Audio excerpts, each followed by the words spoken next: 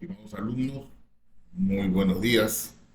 Les habla el doctor Gustavo Cerrillo, eh, a nombre también de la doctora Neyri Romero, quienes hemos sido designados para eh, desarrollar los aspectos teóricos, panorámicos de lo que corresponde a esta primera semana de nuestra asignatura, que es Patología General. Eh, Quiero en estos minutos que vamos a compartir señalar en primer lugar algunos aspectos introductorios a lo que corresponde a nuestra asignatura y a la especialidad que está inherentemente relacionada con ella, que es la patología, denominada también anatomía patológica. Posteriormente vamos a desarrollar algunos tópicos que tienen que ver con lo que nos muestra el título allí de nuestra diapositiva, que es la injuria celular, la adaptación y la necrosis. ¿Ok? Son algunos aspectos que están muy estrechamente vinculados entre sí y que van a ser una situación y conceptos transversales a los diferentes tipos de lesiones que vamos a encontrar en los capítulos que posteriormente vamos a estudiar. Eh, Como esta reunión va a tener también una oportunidad de desarrollarse de manera presencial, eh, quisiera dedicar en esta diapositiva y ampliar algunos de los conceptos e información relacionadas al desarrollo de esta especialidad en nuestra casa de estudios y mencionar a algunos de los más importantes profesores que han contribuido a ello. Allí mencionamos en primer lugar al profesor Jorge Campos Rey de Castro, quien fue en alguna oportunidad rector de nuestra universidad y que tuvo un papel muy importante en muchos aspectos del desarrollo de la especialidad. Eh, Algunos otros, el doctor Leoncio Vega, el doctor Juan Tacano, que es una gloria que vive aún y que a quien recordamos con mucho cariño. Y también el doctor Pedro Larrea Ramírez, que ha sido también profesor de pregrado y de posgrado de nuestra universidad, quien hace recientemente algunas semanas eh, falleció, ¿no? Pero que siempre están en nuestro recuerdo por la trascendencia de las actividades que ellos han desarrollado. Entonces, algunos de estos aspectos lo vamos a ampliar probablemente en nuestra reunión virtual a modo de conferencia, en donde vamos a tocar quizás algunos de los temas que ahora vamos a desarrollar. Pero para no repetirlo, vamos a tocar algunos puntos un poquito más de manera más precisa, ¿no? En el limitado tiempo que a veces disponemos en estas actividades presenciales. La anatomía patológica siempre durante mucho tiempo ha sido considerada o denominada como patología, ¿no? Posteriormente ya el término ha sido un poco más ampliamente utilizado por algunas otras especialidades, pero que siempre es característica de manera tradicional en el campo de la anatomía patológica. ¿Qué cosa es lo que estudia? Bueno, fundamentalmente estudia los cambios estructurales, bioquímicos y también funcionales que se producen a nivel celular, los cuales a su vez conforman tejidos y órganos. Todo este conjunto de elementos que son estudiados por la patología subyacen a la enfermedad. Y para ello utiliza una serie de técnicas morfológicas, moleculares, inmunológicas y de otros tipos, ¿no? Como van ustedes a ver en el transcurso del desarrollo de su formación profesional y también ya como profesionales, van a estar vinculados en el trabajo asistencial de manera permanente con las actividades que se desarrollan para efectos eh, fundamentalmente, pero no exclusivamente diagnósticos. Para ello, esto, que es una base científica importante, va a requerir de que se evalúen, examinen diferentes propiedades y características de las células y de las moléculas que las conforman, ¿no? Y para ello van a considerar, en lo que se refiere especialmente a la información que vamos a tratar esta primera semana, a lo que es a los diferentes tipos de lesión y de muerte celular. Bien, en cuanto a la patología, esta considera principalmente dos aspectos generales, o fundamentales, mejor dicho, ¿no? En primer lugar, la patología general, que es esta que vamos a desarrollar durante estas próximas y siguientes semanas, y que se va a ocupar principalmente de las reacciones comunes de las células y tejidos a los diferentes estímulos nocivos que van a ser agrupados en capítulos, ¿no? Vamos a tener así enfermedades infecciosas, genéticas, neoplásicas, trastornos hemodinámicos, etcétera, etcétera, etcétera. Entonces, esto es la patología general. Y la patología especial, que lamentablemente creo que ya no está en vuestra malla curricular por azares del destino inexplicables, la patología especial es aquella que se va a ocupar de la patología sistémica que examina a los mecanismos de las enfermedades, pero dirigidos a enfermedades de sistemas de órganos y aparatos específicos. Es decir, la patología del aparato respiratorio, la patología del aparato geniturinario, ¿no? Entonces, esto va a ser directamente dirigido a cada uno de estos aspectos, considerando la información de patología general. Entonces, en el capítulo de patología del aparato respiratorio se verán aquellas enfermedades congénitas, aquellas enfermedades infecciosas, aquellas otras que así sucesivamente van a implicar ya un estudio, pero específico de cada aparato o sistema, ¿no? Muy bien. Y para ello, la patología va a hacer uso de un proceso que va a determinar o estudiar algunos aspectos importantes, ¿no? Allí mencionamos algunos de ellos, como es la etiología, que se refiere a los factores genéticos y ambientales que causan la enfermedad. Es decir, aquellos elementos que inician una enfermedad. Estos van a ser, pues, múltiples, ¿no? Ya van a determinar a dos grandes grupos dentro del campo de la etiología, que son aquellos problemas genéticos que son hereditarios o adquiridos y que no van a depender de la voluntad del individuo, de algún modo, ¿no? Mientras que por otro lado estarán aquellos elementos o factores ambientales que van a ser determinados por elementos externos, que pueden ser enfermedades infecciosas, nutricionales, químicas o físicas. Hay otros elementos importantes en donde allí se destaca la patogenia. Esta se refiere a la secuencia de los procesos o mecanismos moleculares, bioquímicos y celulares que van a conducir al desarrollo de una enfermedad, ¿no? Así que esta patogenia explica cómo es que la etiología que ya hemos visto hace un instante, ¿no? Esta etiología produce estas manifestaciones morfológicas y clínicas de la enfermedad, ¿ok? Es decir, están muy íntimamente vinculadas. Por otro lado, hay otros elementos estructurales que también va a estudiar la patología, la anatomía patológica, que son aquellas alteraciones morfológicas, estructurales, que van a tener una caracterización, ¿no? Van a tener una morfología determinada, no siempre específica, ¿ya?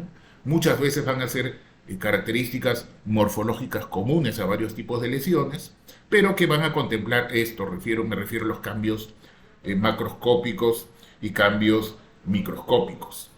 Y finalmente, todos estos diferentes elementos van a su vez a determinar algunas manifestaciones clínicas que van a ser resultado de estos cambios genéticos, bioquímicos, estructurales, etcétera, y que van a producir manifestaciones clínicas de la enfermedad, así como también van a determinar las características de su evolución y desarrollo, ¿no? Entonces, esto para concluir en el sentido del amplio campo de estudio de ello, la patología intenta explicar el porqué de la sintomatología en las enfermedades, proporcionando una base racional para el diagnóstico, tratamiento, pronóstico y prevención de las enfermedades.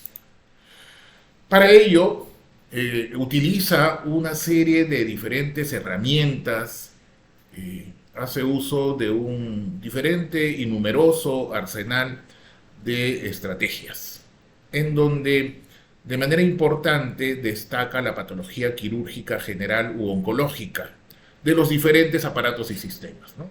La patología quirúrgica implica el estudio preanalítico de los diferentes elementos recepcionados para su estudio, el estudio propiamente dicho desde el punto de vista macroscópico y microscópico, ¿no? Para lo cual utilizamos técnicas bastante conocidas, como son las tinciones que se efectúan. Dentro de ellas, una de las más importantes es la de la hematoxilina eosina, que soluciona en un altísimo porcentaje estos problemas diagnósticos. Otro de los elementos que incluye desde hace algunos años es la citología, que considera a la citología general, a la citología especial y la citología intervencionista. Esta última es aquella que incorpora procedimientos invasivos para poder obtener muestras significativas de órganos, ya sea de acceso a través de otros elementos imagenológicos que puedan permitir su ubicación y estudio. La citogenética también es un campo muy importante dentro de la patología, y que va a permitir el estudio de un gran número de diferentes alteraciones que, como ya vamos a ver más adelante, van a ser estudiadas en el capítulo correspondiente. Las necropsias o autopsias, que es lo mismo, van a tener una importante valoración, aun cuando en los últimos años de manera progresiva esta ha ido disminuyendo en cuanto a su requerimiento por parte de los médicos tratantes de las diferentes salas de los hospitales. Me refiero a las necropsias clínicas, no a las necropsias médico-legales. Me refiero a las necropsias que se desarrollan y se solicitan y efectivizan en los diferentes servicios de patología de los hospitales, ¿no? O establecimientos de salud en general. Y que, repito, han sido fuente de información muy importante. Hace algunos pocos días, aquí en nuestro servicio de patología del Hospital 2 de Mayo, se efectuó una autopsia de un caso muy interesante, ¿no? Desde el año 92, en que tuvimos la oportunidad de hacer una necropsia aquí, aun cuando residentes, de un caso de una rabia en un paciente varón. Hace un par de semanas o 2 semanas quizás, se ha efectuado otra necropsia en una adolescente por un caso de rabia, ¿no? Hemos tenido aquí en este hospital dos casos de rabia que han sido autopsiados, y esto nos permite ver de qué manera es que se producen estos cambios a diferentes niveles de aparatos y sistemas, muy en especial en el sistema nervioso central, como ya ustedes pueden deducir. Pero elemento muy importante, cada vez menos utilizado o requerido. La patología molecular es también otro elemento importantísimo, que, como vamos a ver, el establecimiento y determinación de muchos de esta información ya está inclusive considerándose dentro de la clasificación de diferentes enfermedades, ¿no? La subtipificación o subdivisión de estos a través de estos criterios o parámetros. La citometría de flujo es otro elemento es una herramienta bastante utilizada, especialmente dentro del campo oncológico, no solamente oncológico, pero mucho en problemas linfohematopoyéticos.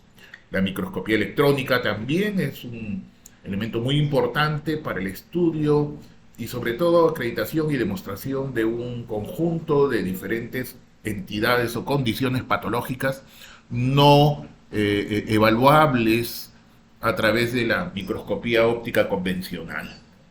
Y los bancos de tejidos que a estas alturas son también un conjunto de elementos muy importantes, toda vez de que el estudio de la condición molecular de diferentes entidades nosológicas permiten la utilización de tejidos autólogos, heterólogos para fines terapéuticos también. Así que esto es el campo tan amplio y que, como decíamos hace un momento, utiliza para ello algunas figuras o características, por ejemplo, en este caso de tinción, como es la, la coloración de hematoxilina eosina, ¿no? Allí vemos esta hematoxilina eosina. La hematoxilina, sobre todo, destaca en la coloración aquella más basófila, oscura, que ustedes identifican, especialmente a nivel de los núcleos y de otras estructuras también, por supuesto, mientras que la eosina la vemos en una tinción más rojiza en muchos citoplasmas y otras estructuras adicionales, como algunas organelas inclusive. La coloración de Papanicolau es una batería de diferentes elementos que también incorporan, como ustedes pueden ver ahí, la hematoxilina a nivel nuclear, pero también consideran a la eosina y a otros elementos adicionales que van a permitir diferenciar, como estamos viendo allí, ¿no?, el grado de maduración de estos elementos celulares que, como ustedes saben, componen un espesor epitelial que tienen un sentido de maduración desde la profundidad hacia la superficie, de tal manera que podemos identificar a las células profundas, intermedias o superficiales, ¿no? Estos elementos permiten la mayor parte del diagnóstico que se realiza en anatomía patológica. Se hace uso con alguna frecuencia de la histoquímica. Ustedes van a ver en el transcurso del desarrollo de la asignatura que en algunos casos vamos a presentar imágenes histológicas con la característica hematoxilina eosina, pero sin embargo van a encontrar ustedes también a otras coloraciones. Una de ellas, como esta, que es el PAS, que es el ácido periódico de Schiff, es una tinción muy utilizada especialmente para la identificación de mucopolisacáridos, ¿no?, que vamos a encontrar, en este caso observamos allí, es una mucosa intestinal en donde vemos células caliciformes que están produciendo este tipo de secreción y que es identificable por esta tinción, que es el ácido periódico de Schiff.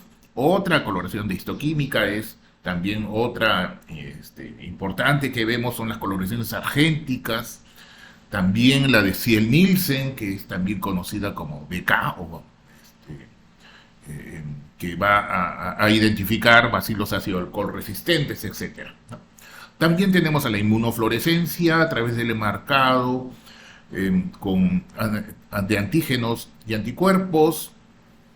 De resultar positiva esta interacción, estas son colocadas con algunas moléculas inmunofluorescentes que son identificadas en un patrón determinado ante la positividad de la misma. Y así, ¿no?, diferentes puntos que hemos estado identificando y mencionando. La inmunohistoquímica también ya es una herramienta muy importante para el diagnóstico que sobre todo, entre otras muchas utilidades, permite identificar la naturaleza, pero muy especialmente la estirpe de las células intervinientes. Ya existen otros parámetros o criterios también, discúlpenme que lo mencione esto de manera tan somera, pero la inmunohistoquímica tiene un amplio campo de uso diagnóstico y para, sobre todo, tipificación diagnóstica, ¿no? Muy utilizada en diferentes servicios hospitalarios. Bien, como dijo el profesor Virchow en alguna oportunidad, como nos estamos dando cuenta, entonces el estudio de la célula es importantísimo, ya que las enfermedades en diferentes entidades, enfermedades y diferentes entidades tienen como elemento importante en donde radica las diferentes causas de la enfermedad es a nivel de la célula que a su vez va a conformar diferentes tejidos. Entonces, esta traducción de investigar las estructuras desde el punto de vista estructural y morfológico es correcta, como hemos demostrado a través de las diferentes diapositivas anteriores, en donde hemos visto de que eso es el elemento importante para el diagnóstico, y no solamente el diagnóstico, sino otros criterios que ya ustedes han podido confirmar. Muy bien, entonces, para la injuria celular, cuando hablamos de injuria celular estamos hablando de un conjunto de diferentes lesiones, condiciones de estrés, es decir, una serie de condiciones que van a actuar sobre los tejidos, en particular a nivel de las diferentes células, determinando que se produzcan respuestas a ello, ¿no? Que permitan la sobrevivencia de las células. Estas a su vez van a ser muy leves, de duración muy corta, y en el otro extremo podemos encontrar condiciones que van a determinar una repercusión muy severa, cambios morfológicos y funcionales muy severos y de duración mayor, y que condicionarán que ésta pueda ser salvable y recuperable, o de lo contrario, que ésta no alcance o supere los límites de su resistencia y se produzca la muerte celular. Entonces, allí vamos a encontrar un gran conjunto de condiciones o de diferentes tipos de condiciones que van a actuar sobre ellos. Entonces tendremos que se va a producir respuesta celular ante la injuria por parte de las células. Entonces, ante la injuria, y dependiendo de las características de las mismas, se va a determinar la producción de adaptaciones celulares. Hiperplasia, hipertrofia, atrofia, metaplasia, que lo vamos a ver más adelante en unos minutos.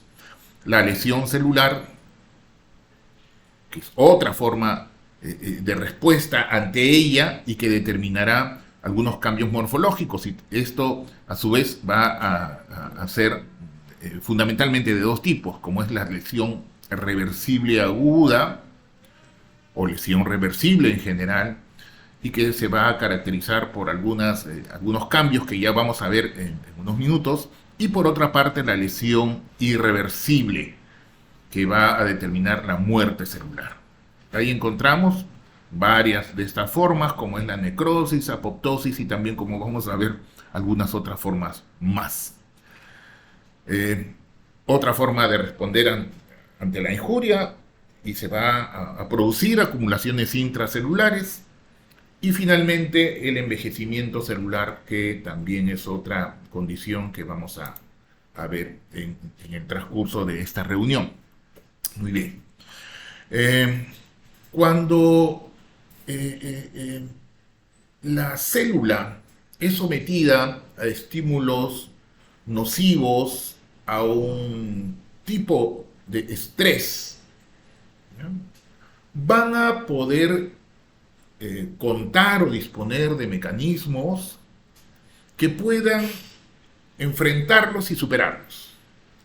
Ese conjunto de mecanismos, ¿no?, esta interacción que se produce entre la célula y estos agentes injuriantes, Y la capacidad de la célula para poder superarlo se llama homeostasis. Entonces, al hablar de homeostasis, no es solamente una condición en que encontramos a la célula sentada con los brazos cruzados frente a la gente que está aclaudicado o también está con los brazos cruzados. No, sino que es una forma de respuesta activa entre ambos elementos y que la célula hace uso de ellos para poder enfrentarlos y superarlos exitosamente, cuando ello es factible.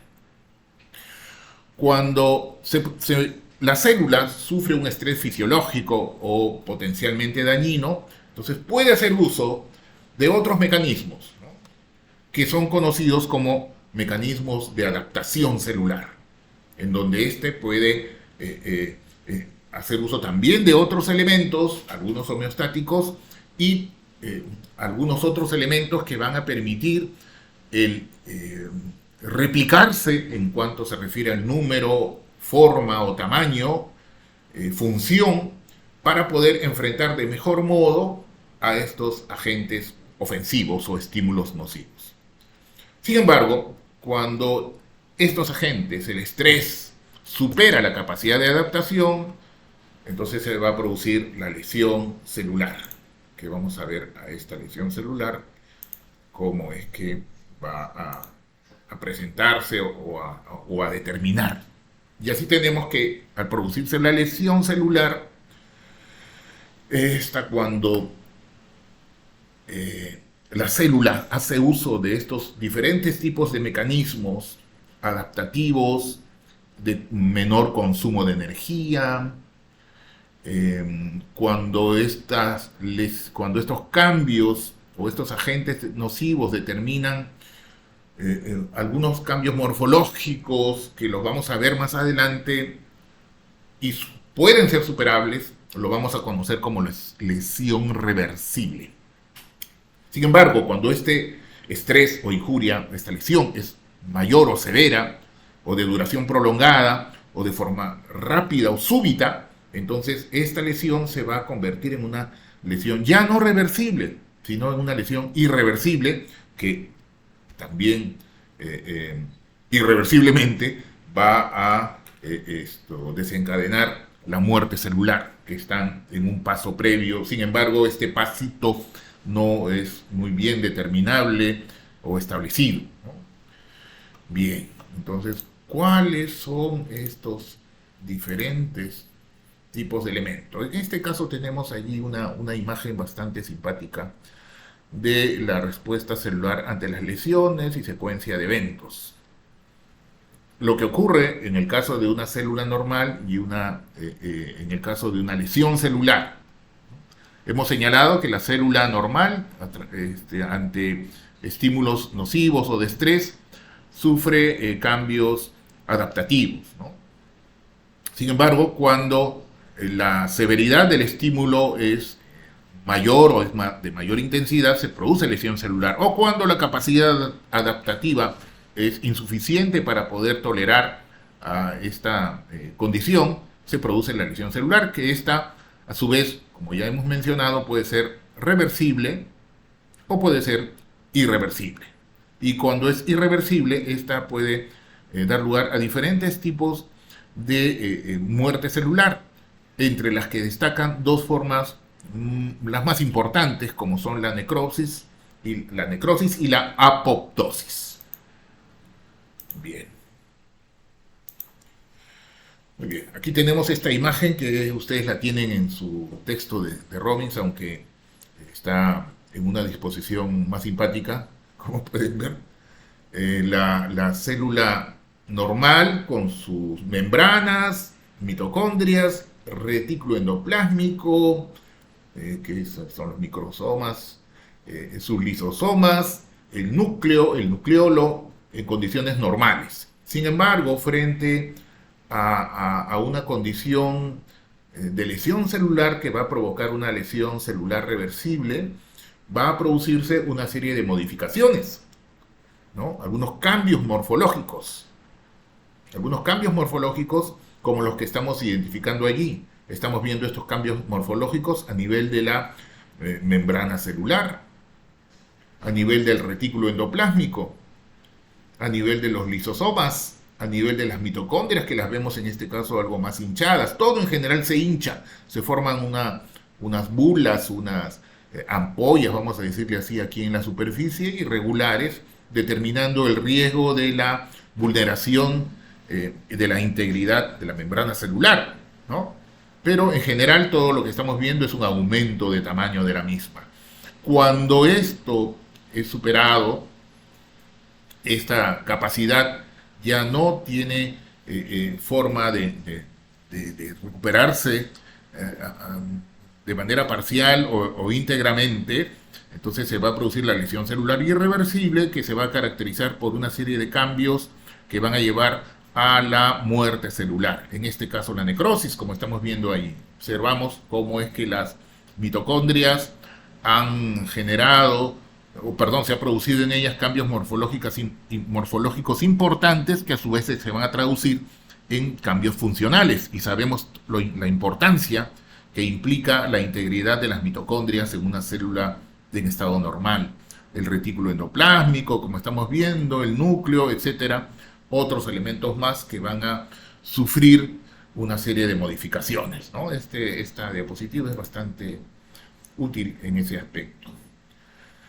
En cuanto a las causas de lesión celular, sabemos que estas son de varios tipos, ¿no? Vamos a encontrar como causas de lesión celular a muchas, son variadísimas. Estas van desde lesiones físicas, como es un traumatismo mecánico que, por ejemplo, puede producirse por un traumatismo severo, o también a situaciones en las cuales las causas de la enfermedad puedan ser de naturaleza por un defecto genético, ¿no? La ausencia de una enzima que va a determinar algún cambio metabólico y este va a ser por consiguiente interrumpido o no va a poder producirse, determinando también la mala función de un órgano o de una estructura. Así que vamos a encontrar allí a lo que es una de las más importantes, es la privación de oxígeno, que es la hipoxia. La hipoxia, eso también lo vamos a ver creo que en alguna diapositiva posterior. Agentes físicos, químicos, agentes infecciosos, biológicos, ¿no? Están incluidos dentro de ello, etcétera. Una serie de diferentes elementos. Hemos mencionado los genéticos, de desequilibrio nutricional, etcétera, etcétera, etcétera, que van a determinar, ya sea, como hemos mencionado también, de origen exógeno o de origen endógeno, condiciones patológicas que van a implicar ambos elementos, van a actuar sobre la célula determinando lesión celular. Esto es una gran cantidad de elementos que aquí los mencionamos, ¿no? La hipoxia o isquemia, que no son necesariamente lo mismo, ¿no? La hipoxia puede implicar el mantenimiento de la circulación de un órgano, para decirlo de alguna manera, ¿no? Pero que los niveles de oxígeno en esa región tisular con circulación arterial y venosa íntegras puedan tener algún déficit en cuanto a los niveles de oxígeno por razones extravasculares. Mientras que la isquemia implica la ausencia de circulación de un tejido u órgano. Ambas pueden presentarse simultáneamente, pero en ambos casos esta ausencia de elementos como el oxígeno y elementos nutricionales van a determinar una importante y frecuente causa de lesión celular. Es, como se señala ahí, la causa más frecuente en la clínica médica de lesión o muerte celular. Otros elementos que intervienen son toxinas, como el monóxido de carbono, fármacos, el alcohol, drogas, el humo del tabaco, mientras que también algunos otros elementos que siempre los hemos considerado como vitales y muy necesarios, pero que también en algunas condiciones puedan determinar, y estamos viendo aquí, la causa de lesión celular, ¿no? Del oxígeno, por ejemplo, ¿no? Niveles de oxígeno muy altos en algunas circunstancias y condiciones patológicas van a determinar también un incremento en la lesión, como estamos viendo también en algunos carbohidratos como el azúcar.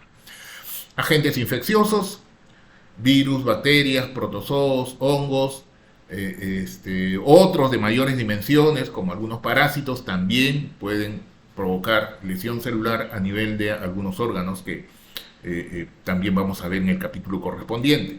Reacciones inmunitarias en forma de autoinmunidad, ¿no? De hipersensibilidad, etcétera, ¿no? O como ausencia de respuesta inmunitaria. Desequilibrios nutricionales desde la insuficiencia nutricional hasta la obesidad, y que, como es obvio, esto va a determinar lesión celular por sí misma y también una incapacidad de la respuesta homeostática. Agentes físicos, hemos mencionado traumatismos, temperatura, radiación, shock eléctrico y el envejecimiento, que también vamos a ver más adelante. La lesión celular por hipoxia o isquemia, que hace un instante lo hemos mencionado en cuanto a los mecanismos que intervienen para ello, van a tener en común lo siguiente, ¿no? Es decir, me refiero a la hipoxia y la isquemia. Es la falta de oxígeno.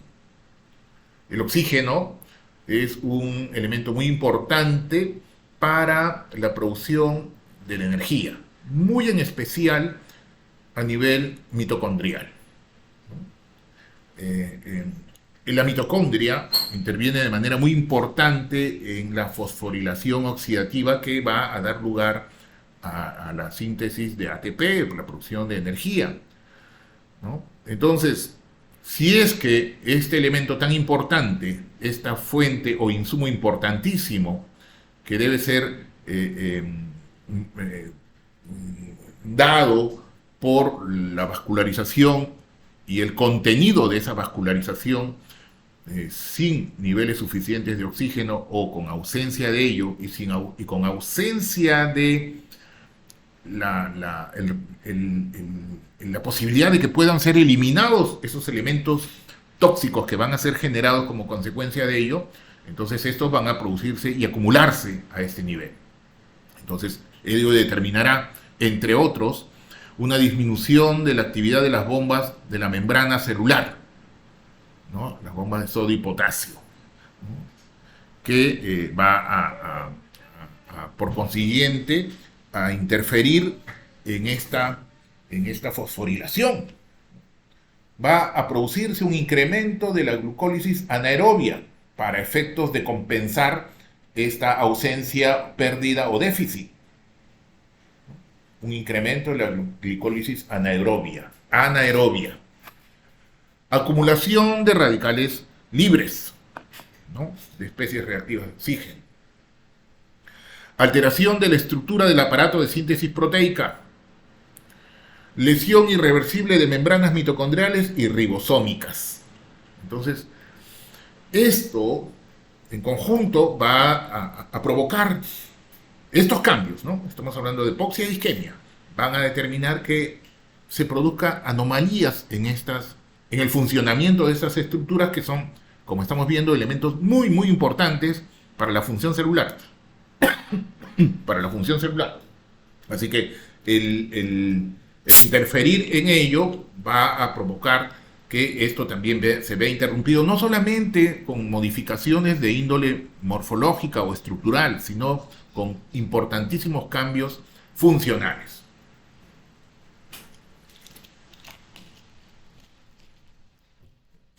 Ok, entonces, al producirse esta lesión, vamos a ponernos un ejemplo que se pueda producir a nivel de isquemia cardíaca, ¿no? Se produce la interrupción transitoria durante un minuto aproximadamente, de una rama de la arteria coronaria izquierda, y va a Perdón, un instante. Dime.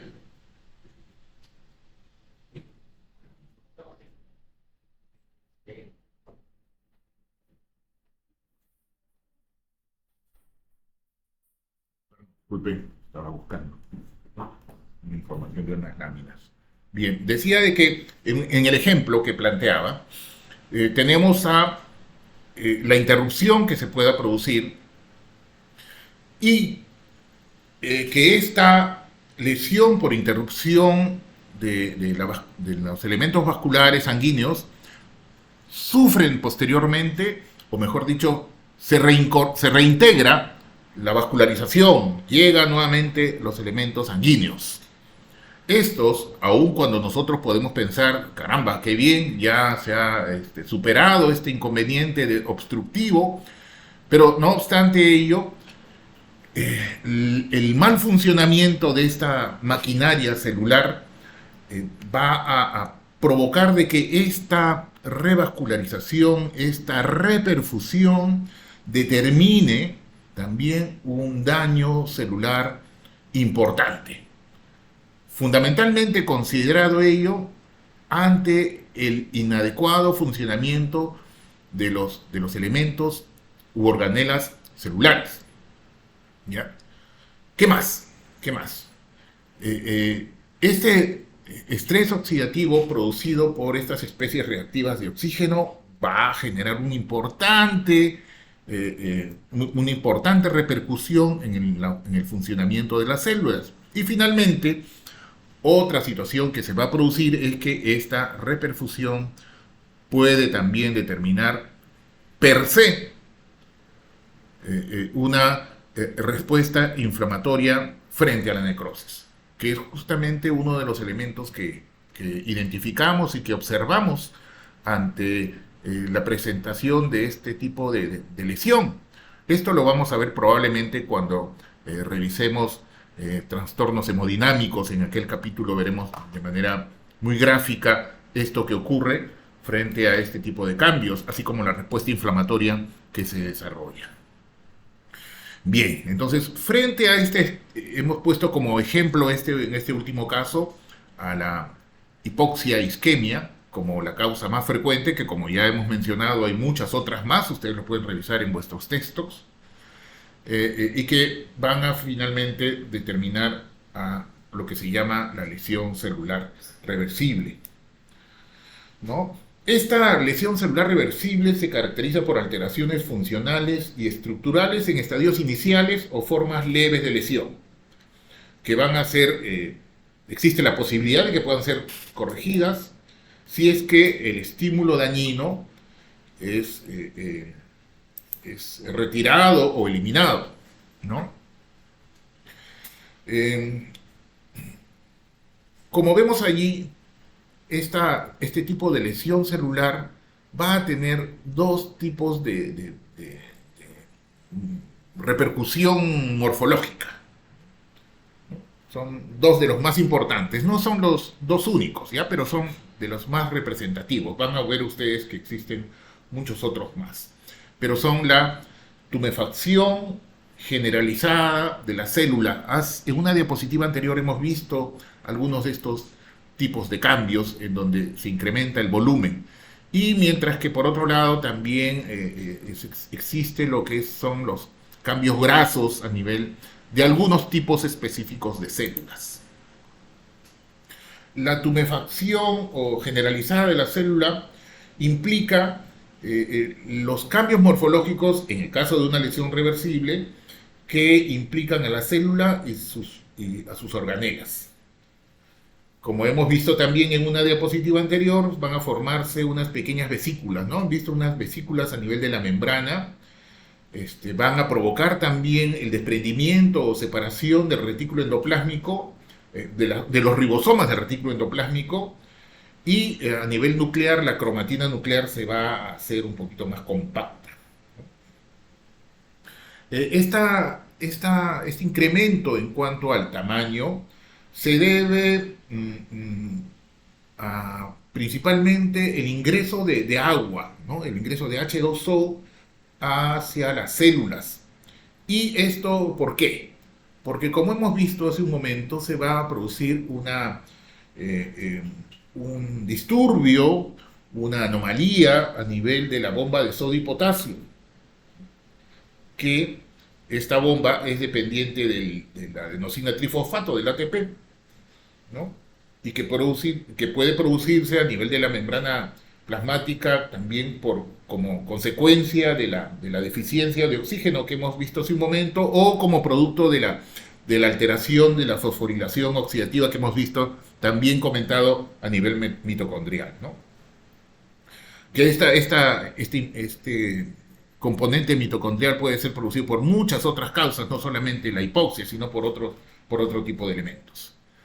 Entonces aquí en esta diapositiva observamos en este caso aquí abajo, ¿no?, cómo es la histología normal. En este caso son túbulos renales simétricos con una luz homogénea, mientras que aquí tenemos a la derecha, aquí arriba a la derecha, cómo es que algunos, si se dan cuenta, algunos citoplasmas se ponen más acidófilos, los ribosomas han perdido, se hace menos granuloso, los límites celulares también se hacen irregulares. Esto es una traducción de lo que podríamos decir la irregularidad de las superficies celulares, en este caso el borde luminal de las células, se hace mucho más irregular. Hasta aquí en la parte inferior vemos ya la presencia en forma de algunas vesículas muy grandes, con ya distorsión importante de la estructura, y por consiguiente también con compromiso funcional, aun cuando sea reversible, pero hay una serie de modificaciones a este nivel. En cambio, para el caso de los cambios grasos, ¿no?, estos sobre todo aparecen o se involucran aquellos que tienen alguna relación con el metabolismo de los lípidos, ¿no? Por eso es que el hígado es uno de los más representativos para ello, ¿no? Y se va a producir cuando se desencadena un daño tóxico y que va sobre la célula hepática en este caso, determinando una alteración de las vías metabólicas, especialmente relacionadas al NADH, ¿no? Este desequilibrio que se va a generar rompe el control de las vías metabólicas normales, ¿no?, que se refieren a la síntesis de lipoproteínas, de eliminación de algunos lípidos y la producción también de proteínas a este nivel. Cuando esto se rompe como consecuencia de este tipo de lesión, se produce una alteración en la síntesis de proteínas, pero de manera más importante, un acúmulo en el metabolismo, un acúmulo de estos elementos como son los triglicéridos, el colesterol propiamente dicho y otros ácidos grasos, que se acumulan, especialmente los triglicéridos, a nivel de unas pequeñas vacuolas dentro del citoplasma de los hepatocitos, que no solamente son hepatocitos, ¿no?, sino que también, como hemos mencionado, pueden presentarse también a nivel de otras células intervinientes. ¿Qué es lo que cómo se va a traducir? Desde el punto de vista macroscópico, estos órganos son unos órganos grandes. En el caso del hígado, con este tipo de cambios, son unos hígados más grandes, ¿no? Son hígados muy untuosos al tacto, como si fuera muy grasiento, ¿no?, como el paté, amarillentos, pálidos, y la consistencia es una consistencia menor, es una consistencia blanda. Mientras que desde el punto de vista microscópico vamos a encontrar la presencia de unas pequeñas vacuolas, que son denominadas microvacuolas en algunos casos, otras veces macrovacuolas, y que van a determinar, como consecuencia de estos cambios que hemos visto reflejados en la microscopía óptica, pero que implican alteraciones de la membrana con aplanamiento de las microvellosidades, presencia de vacuolas, pérdida de las uniones intercelulares con distorsión de la arquitectura histológica, tumefacción de mitocondrias, dilatación del retículo endoplásmico y alteraciones nucleares. Bien, aquí tenemos algunas imágenes. Observen allí, ese hígado es un hígado, no tiene el característico color rojo vinoso, ¿no? Este es un color algo más amarillento, ocre, diría, ¿no? Anaranjado, y que en la parte inferior traduce la presencia de estas microvacuolas y macrovacuolas que determinan, observen un cambio importante en la arquitectura de esta, de esta estructura, ¿no? Ahí a la derecha podemos ver las imágenes de la microscopía electrónica. Entonces tenemos ahí a la izquierda unas células con su núcleo ubicado centralmente, permitiendo un espacio mayor de citoplasma luminal y por ahí encima unas pequeñas microvellosidades. Sin embargo, en el lado derecho podemos ver que estas microvellosidades no existen o están aplanadas. Las mitocondrias que podemos ver aquí, estas mitocondrias, ¿no? Están muy grandes, están hinchadas y se presentan estas vacuolas. Miren estas vacuolas aquí, ¿no? Hay unas vacuolas que están incrementando su tamaño y produciéndose por los mecanismos que ya también hemos comentado hace un momento. Bien. En cuanto a la lesión celular irreversible, esta, como ya podemos deducir, ¿no? Esta es una condición que va a presentarse en el tránsito a la irreversibilidad. Entonces, cuando se producen este tipo de cambios morfológicos, podemos afirmar de que ya está en una condición de irreversibilidad. ¿Qué lo caracteriza? Una incapacidad para recuperar la función mitocondrial. Básico, ¿no? Dijimos que la mitocondria sufre algunas alteraciones, anomalías, pero que cuando la lesión es reversible, esta puede ser controlada, superada y recuperada. Bueno, cuando ello no es factible, ya se constituye ello en una condición de irreversibilidad. Ya no hay fosforilación oxidativa y producción de ATP. Cuando se ha producido la pérdida de la estructura y función de la membrana plasmática e intracelular, ya no hay integridad de la membrana celular, ya estas vesículas, estas proyecciones, estas pequeñas ampollas o bulas se han destruido y por consiguiente ya no hay manera de conservar una autonomía de estos elementos frente al ambiente extracelular. Pérdida de la integridad de la estructura del ADN y la cromatina. También, evidentemente, es otra de las condiciones, así como la lesión de la membrana de los lisosomas que van a producir disolución enzimática de la célula. Cuando esto se produce, entonces estamos frente a la muerte celular o necrosis. Nuevamente tenemos un ejemplo en donde estamos observando tejido renal, ¿no? Vemos a los túbulos renales ahí a la izquierda con conservación de su arquitectura. Esta es una arquitectura evaluada desde el punto de vista de la microscopía óptica, ¿no? Mientras que al costado podemos ver en la parte central ya cambios tan severos, ¿no?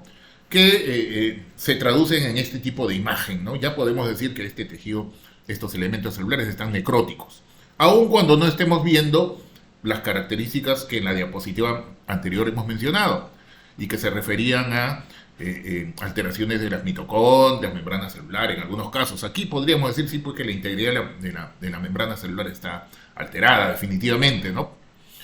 Y aquí mucho peor aún, donde ya estos cambios han sido bastante más severos y están determinando ya una esfacelación completa del epitelio, una pérdida de la adhesión de las células entre sí, entre otros elementos.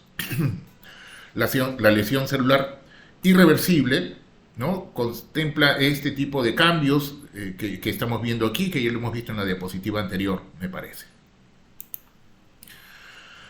La muerte celular, o necrosis en general, como se le denomina, vamos a llamarlo en este momento como muerte celular, que es un término bastante más general y que va a incluir varios tipos de muerte, ¿no? De muerte celular, perdón, ¿no? Entre ellas conocemos a la necrosis y apoptosis. La necrosis y la apoptosis. La necrosis va a caracterizarse por una serie de diferentes elementos que lo vamos a ver, me parece, en una diapositiva posterior, pero que va a reconocer cambios a nivel del núcleo, en donde va a haber una pérdida generalizada de la arquitectura, ya sea con pignosis, cariorrexis o cariolisis. También lo vamos a ver. Mientras que por otro lado hay otra forma de muerte celular que es la denominada apoptosis y que se presenta cuando hay necesidad de eliminar células en un proceso normal por mecanismos moleculares y genéticos o también en algunas condiciones patológicas. Otros mecanismos que me gustaría que ustedes puedan revisar, este artículo de Galuzzi menciona algunas, este artículo de aquí, me gustaría compartirlo, pero no lo he considerado de ventana, estoy utilizando el OBS porque el Google Meet me señala de que no hay espacio en el correo, solamente tengo 6 gigas en mi correo en el Google Drive, pero no me permite, parece que hay problemas de ese tipo en la universidad. De cualquier manera, este artículo señala una serie de diferentes tipos o mecanismos de lipofagia, microfagia, es decir, es un artículo bastante útil para poder ordenar, que es una de las cosas que cuestiona el autor, ¿no? Al referirse a los diferentes conceptos relacionados con otros mecanismos como la necroptosis, piroptosis relacionada a la paraptosis y la autofagia. Sobre todo la autofagia es lo que señala este autor en el desarrollo de su artículo, ¿no? Pero esto también lo desarrolla, me parece, Robbins, o algunos otros mecanismos que involucran inflamasomas, que involucran algunos no dependientes de caspasas, ¿no? Que son las que van a caracterizar a la apoptosis, como vamos a ver más adelante. Bien, entonces una célula va a sufrir en general dos formas de muerte celular. En la apoptosis, como ustedes pueden ver, y creo que es el elemento que lo distingue de mejor manera de la necrosis, es la conservación de la membrana, ¿no? La membrana está y aparece, como ustedes ven, con una silueta intacta. Es un elemento muy importante, mientras que acá vean ustedes en el caso de la necrosis, en este esquema, aparecen muy tenue o difuminada o interrumpida. Entonces, por eso es que la necrosis va a determinar mecanismos autofágicos a través del encuentro con elementos fagocitarios, ¿no? Y que sobre todo macrófagos que van a actuar sobre esta misma. Mientras que por otro lado, en el caso de la apoptosis, se va a formar y fragmentar el núcleo en pequeñas partículas, así como elementos de organelas y de membranas, determinando unos pequeños cuerpos apoptóticos que vamos a encontrar. Entonces, hay algunas diferencias, por lo menos esta muy grosera que les he comentado, ¿no? Muy grosera. La membrana rota y la membrana conservada en una y otra. En el caso de la necrosis, la respuesta inflamatoria que se produce muy intensamente en relación a ella, mientras que por otro lado, en el caso de la apoptosis, la respuesta inflamatoria es mínima, ¿no? Es algo así como lo que se señala ahí en los textos, que la célula se viste de tal manera o se estructura de tal manera que convoca a otros elementos fagocitarios rápido, como diciendo, ya me conformé de esta manera, ingiéreme, ¿no? Ingiéreme, fagocítame, pero rápido, ¿no? A diferencia de la otra forma. Disculpen esta alegoría un poco tosca. Bien, entonces aquí decíamos en el caso de la forma de las células normales, habían algunas formas de autofagia, en donde algunos elementos internos que pueden ser de producción endógena van a determinar la formación de algunas estructuras que van a ser fagocitadas por algunos elementos propios. Esto está muy bien desarrollado en ese artículo que les he comentado. Mientras que la forma de necrosis que hemos visto, similar a esta de aquí, también va a tener esas otras características. En el caso de la apoptosis también lo hemos mencionado, que va a tener esta disposición arquitectural. Vamos a avanzar porque creo que estamos un poco atrasados. Bien, decíamos que esta apoptosis es una muerte regulada por genes y señales de transmisión. Las células degradan su propio ADN y sus proteínas nucleares y citoplasmáticas. Dos tipos de apoptosis, la fisiológica y la patológica. La apoptosis fisiológica se produce en el desarrollo, por ejemplo, ¿no?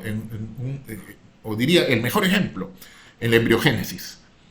En la embriogénesis, para determinar un número constante de células. En tejidos sanos que proliferan y deben perder células, que lo vemos usualmente a nivel endometrial, en el epitelio del tracto digestivo, eliminar exceso de leucocitos en una reacción inmunitaria o en aquellos linfocitos que reconocen autoantígenos. Esa sería la forma fisiológica. Y aquí tenemos un ejemplo bonito, ¿no? En donde se va a producir algunas anomalías en esta apoptosis durante la embriogénesis, determinando esta anomalía que se llama sindactilia, ¿no? ¿Por qué? Porque no se ha producido la muerte celular por apoptosis de algunos de estos elementos a ese nivel. Mientras que las formas patológicas, estas permiten eliminar células con lesiones severas o irreparables de sus proteínas que la conforman, proteínas mal plegadas, o ADN, o fragmentos de células muertas, ¿no? Decíamos por acumulación de proteínas mal plegadas, sin producir como es muy característico dentro de ello, no esperemos encontrar una importante respuesta inflamatoria. Por otro lado, algunos agentes infecciosos como virus también inducen apoptosis, lo vamos a ver en el capítulo de infectología, ¿no? Algunas de estas formas que se acompañan de ella. Esta es una forma de condensación del núcleo, fragmentación nuclear o formación de cuerpos apoptóticos que se desarrollan en diversas condiciones, ya sean de forma fisiológica o patológica, pero podríamos señalar sí que la respuesta inflamatoria para este caso no es importante. Mejor dicho, es mínima. Los mecanismos. Se producen dos vías bioquímicas, ¿no? Activando caspasas. Y hay varios tipos de ellas. En el caso de la vía intrínseca o mitocondrial, tenemos por ahí una imagen, una figura del Robbins que es muy simpática. En esta, el citocromo, sé que ustedes saben que participa de manera importante a nivel mitocondrial, en algunas condiciones determinadas por estímulos intrínsecos, este citocromo se sale fuera de la mitocondria, se ubica a nivel del citosol. Y esto activa las caspasas. Por otro lado, la vía extrínseca implica la familia del FNT, que son unos receptores a nivel de la superficie que van a activar la apoptosis primero a partir de ellos y luego en relación a las caspasas que están ubicadas dentro mismo del citosol, como acabo de mencionar. Y aquí lo tenemos, ¿no? En este caso la vía intrínseca, mitocondrial, con las características que hemos mencionado. El BCL2 es un importante regulador de la apoptosis, pero no para favorecerla, sino para limitarlo, ¿no? La salida de la mitocondria del citocromo C que a su vez los reguladores tratan de inhibirlos, pero estos son los elementos más importantes para ello. Cuando ya esto se produce, las caspasas se activan a manera de cascada. Igual, aquí la vía extrínseca, hemos señalado que hay algunos receptores del factor de necrosis tumoral y que van a determinar la activación de caspasas que están ubicadas en el citosol. Activación de endonucleasas para que se fragmente el núcleo y se produzca la degradación del citoesqueleto, determinando estas formas o cuerpos apoptóticos que van a, repito, esforzarse en mostrarse ante los fagocitos para que rápidamente, sin estímulos quimiotácticos, sin estímulos inflamatorios, puedan concluir con su tarea. A ver, hay varios procesos fisiológicos y patológicos asociados a la apoptosis. Estos son mecanismos fisiológicos, hemos mencionado algunos de ellos, ¿no? A los que se producen durante la embriogénesis, etcétera. Eliminación de linfocitos autorreactivos también lo habíamos mencionado, mientras que en las condiciones patológicas, daño del ADN, acumulación de proteínas mal plegadas, infecciones, sobre todo algunas infecciones víricas. Muy bien. Ya, respecto de las diferencias, también lo hemos mencionado. En el caso de la necrosis, por el edema celular, el tamaño de las células se incrementa, a diferencia del caso de las apoptosis. El núcleo sufre estas modificaciones, mientras que en el caso de la apoptosis se va a producir la fragmentación de la célula, incluyendo al núcleo, que también se fragmenta. Membrana plasmática rota, en el caso de la apoptosis está conservada desde el punto de vista de su integridad, o sea que no permite intercambio de uno a otro lado. Contenido celular, digestión enzimática, en el caso de los cuerpos apoptóticos estos conservan el tipo de componente que lo conforma. Inflamación frecuente en el caso de la necrosis, no en el caso de la apoptosis, etcétera, ¿no? Muy bien. Hay hablamos hace un momento del BCL2, cuyo papel es de ser un retén, es un control de la activación de las caspasas, ¿no? Esto ya ha sido estudiado, muy utilizado sobre todo en algunas formas de linfomas.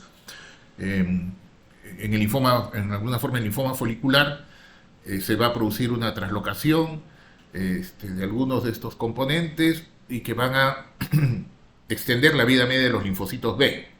Es decir, actúa en contra de la apoptosis. Por eso esto es utilizado inclusive como un marcador de inmunistoquímica para la investigación de este tipo de casos.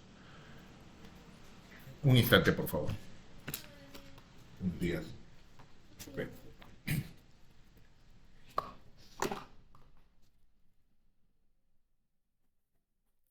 Okay. Bien, entonces esto permite en algunas circunstancias el desarrollar el estudio de inmunistoquímica que nos ayuda a identificar esto, a veces para diferenciar si estamos frente a un linfoma folicular o si estamos frente a una hiperplasia folicular, ¿no? Nos permite decir, es una condición neoplásica o es una condición reactiva. Bien. Bien, entonces, esta primera parte la hemos concluido. Me parece que estamos a la mitad de las diapositivas, pero por razones de tiempo vamos a avanzar. Ya creo que ya tenemos más de una hora. Voy a tratar de ser menos elocuente. Bien, decíamos que vamos a hablar de la necrosis celular y sobre todo de los cambios morfológicos que en ella se van a producir, ¿no? Decíamos que la necrosis celular va a depender en cuanto a su morfología, características, del tipo, duración y gravedad de la lesión que la origina, así como del estado, adaptabilidad y composición genética de la célula. Algunas células tienen una tolerancia menor, tienen una capacidad de división mayor que otras, en otras es mínima, etcétera, ¿no? Eh, las características morfológicas que vamos a identificar de manera inmediata cuando nos encontramos frente a un tejido necrótico es la eosinofilia.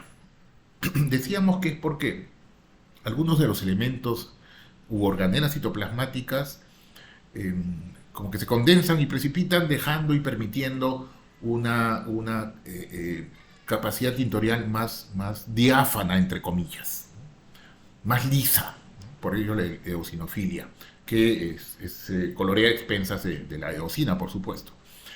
El núcleo sufre retracción, fragmentación y disolución, ya lo hemos visto en unas imágenes por ahí, me parece, que es la pignosis, cuando el núcleo se condensa, se pone muy hipercromático, como que se momifica, ¿ya? La cariorrexis, cuando el núcleo se fragmenta en múltiples partículas, o la cariolisis, cuando este se desvanece y pierde su capacidad tintorial. La membrana plasmática, dijimos, así como la de sus organelas, van a sufrir ruptura.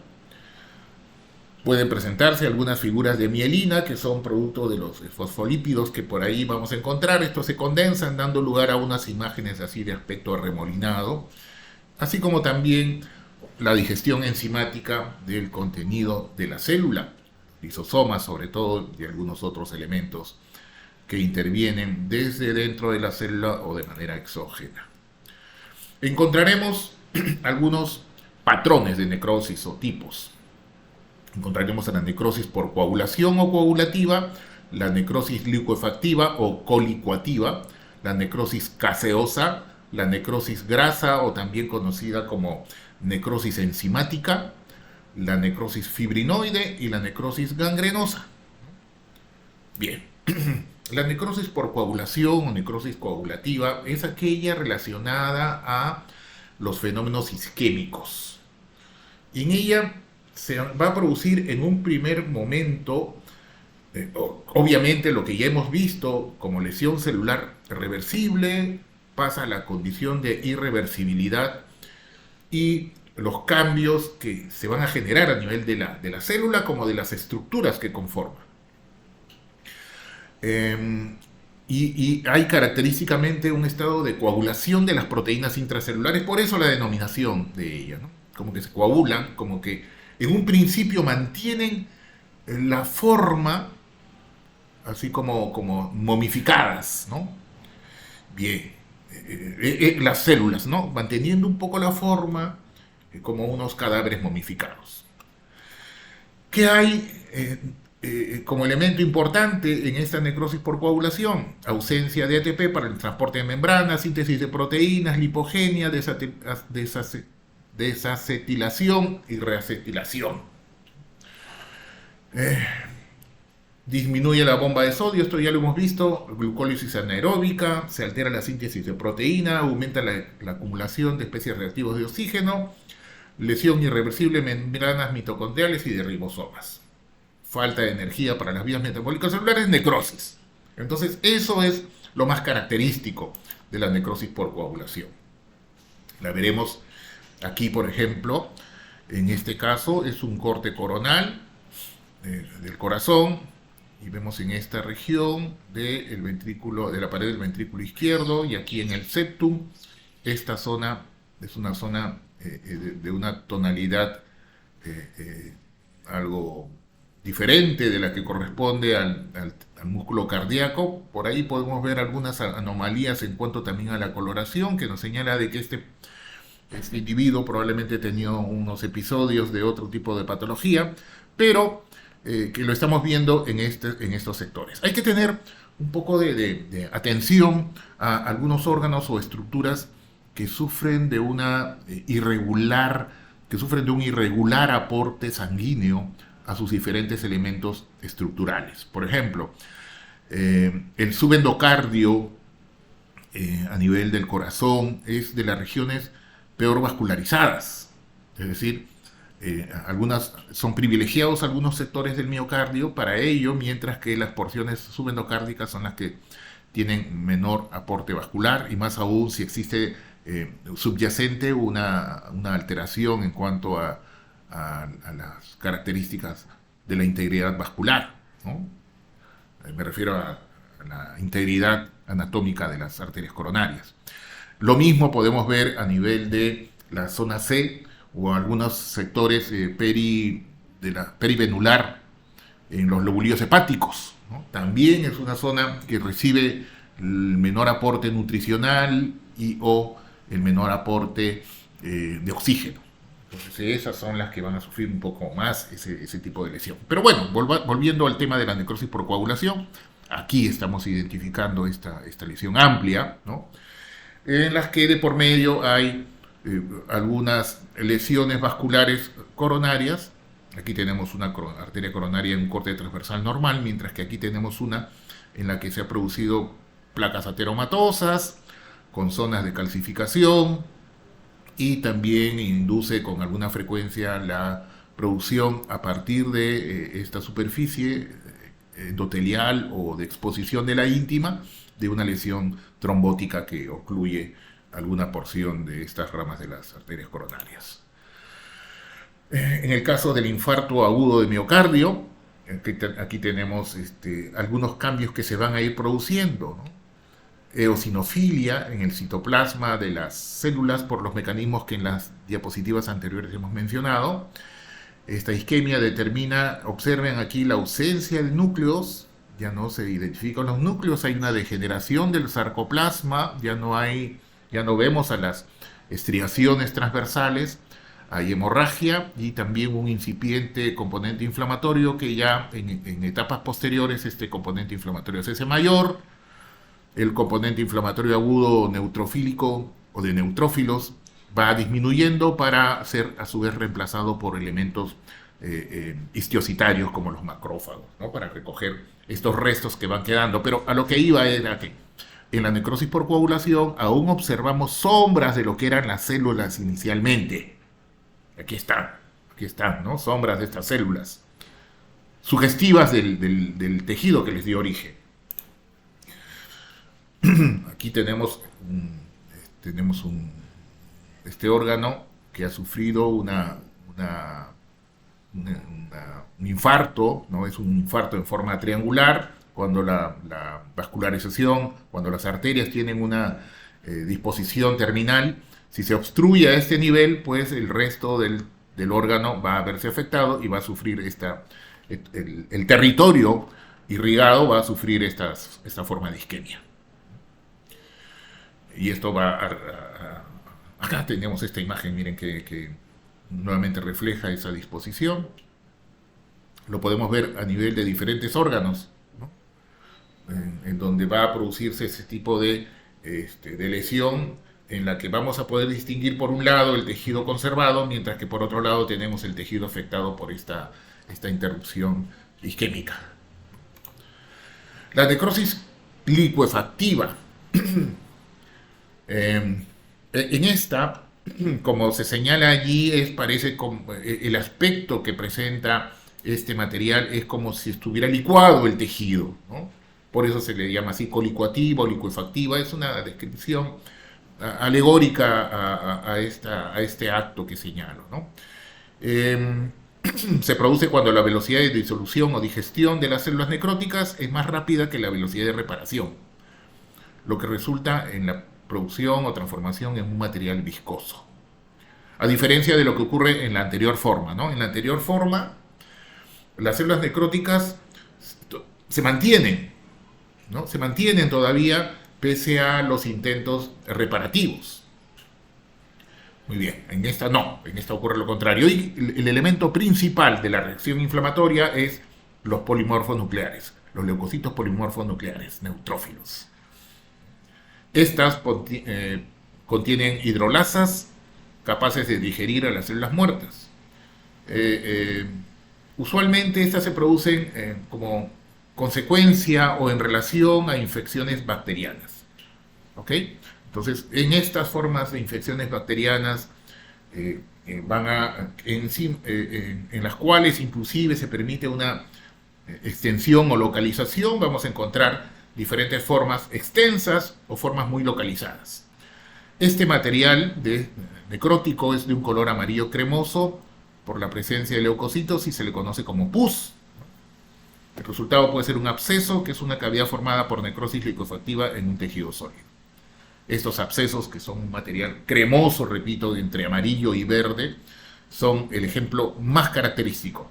Pero, por otro lado, y de manera excepcional, se señala que la muerte por hipoxia de las células del sistema nervioso, que cuando hemos mencionado, cuando es el origen hipóxico, la lesión más relacionada con ello, o el tipo, el patrón de necrosis más relacionado con ello es la necrosis por coagulación, pero no, de manera excepcional y por razones desconocidas, en el caso del sistema nervioso central se manifiesta como necrosis licuefactiva, ¿ya?